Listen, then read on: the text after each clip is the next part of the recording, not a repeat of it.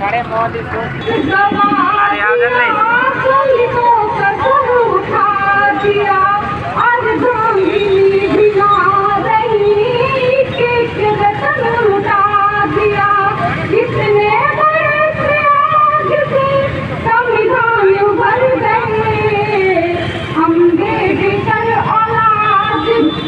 कुर्बान कर गए अम्बेडकर औलाद भी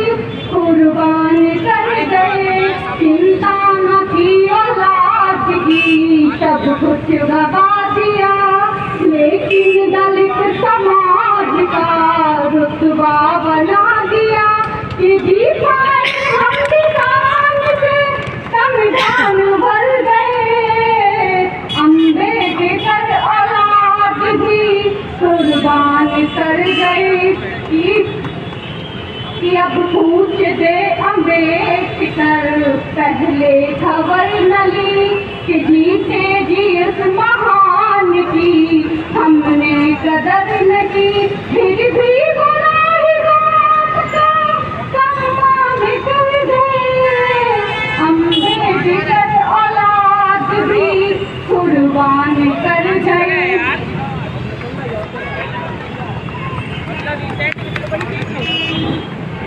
मैं अपनी जो हमारे समाज में लड़कियों के साथ गलत होता है वो लाइन लिखी है कहना चाहती कि हाँ मैं ही वो दिखाया कि हाँ मैं ही वो दिखाया मैं ही वो 2 साल की बच्ची जो चीख चीख के कहती थी कि